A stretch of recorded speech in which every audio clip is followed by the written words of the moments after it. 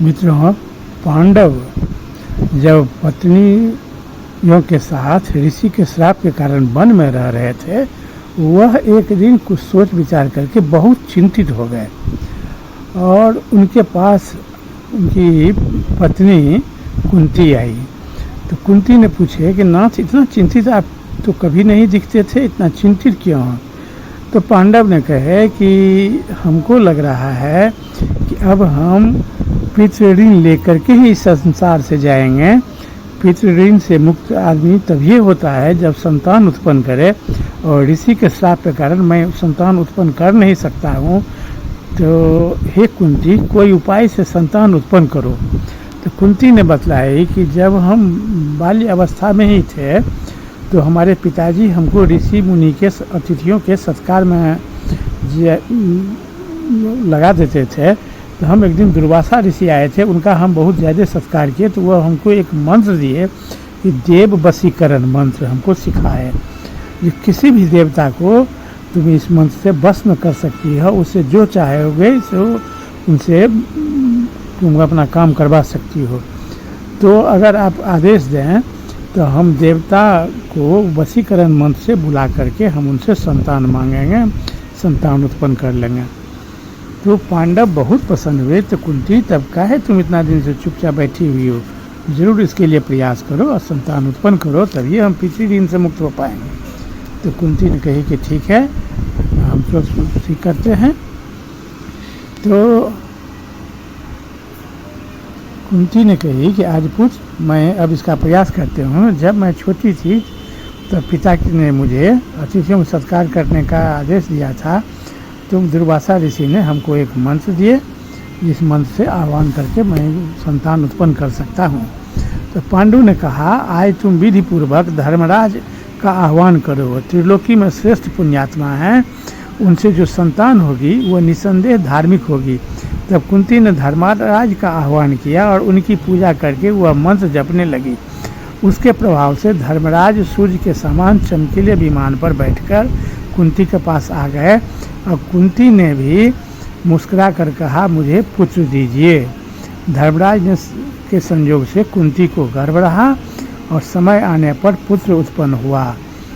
तो पुत्र जन्म होते ही आकाशवाणी ने कहा, यह बालक धर्मात्मा मनुष्यों में श्रेष्ठ होगा, यह सत्यवादी एवं सच्चा वीर होगा, ये सारी पृथ्वी पर ये शासन करेगा। पांडु के प्रथम पुत्र का नाम होगा युधिष्ठिर। ये आकाशवाणी हुई और ये कहा कि ये बालक तीनों लोकों में यशस्वी होगा। कुछ दिनों के बाद राजा पांडु ने कुंती से फिर कहा, प्रिय, क्षत्रिय जाति बल प्रधान होते हैं, इसलिए ऐसा पुत्र उत्पन्न करो जो बलवान हो। तब पति की आज्ञा पाकर कुंती ने वायु का आह्वान किया और उनके द्वारा भयंकर पराक्रमी अतिशय बलशाली भीमसेन का जन्म हुआ। उस समय भी आकाशवाणी हुई कि यह पुत्र बलवानों में शिरोमणि होगा। जब कुंती पांडु को वह पुत्र को गोद लेने के लिए संयोग बस वह पुत्र चट्टान था और चट्टान पर गिर गया। चट्टान पर गिरते ही चट्टान एकदम चूर चूर हो गया। तो इससे ये भी स्पष्ट हो गया कि ये पुत्र सचमुच में बहुत वीर होगा। इसके गिरने से चट्टान भी चूर चूर हो गया। और उसी दिन संयोग बस दुर्योधन का भी जन्म हुआ था। पांडु को यह चिंता हुई कि मुझे एक ऐसा पुत्र हो जो संसार में सर्वश्रेष्ठ माना जाए।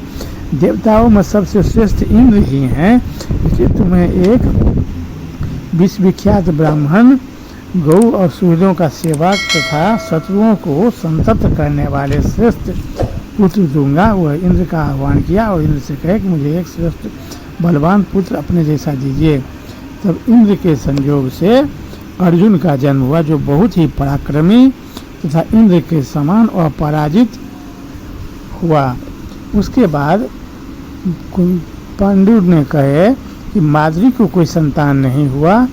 तो कुंती ने माद्री को भी वह मंत्र सिखा करके कहे कि तुम इस मंत्र का इस विधि से प्रयोग करो। तो माद्री को जोड़वा पुत्र हुआ, जिसका नाम माद्री नकुल और सहदेव रखा, जो अश्विनी कुमारों द्वारा उत्पन्न हुआ था। तो माद्री को अश्विनी कुमारा द्वारा उत्पन्न जोड़वा पुत्र हुआ, जिसका नाम नकुल और सहदेव रखा।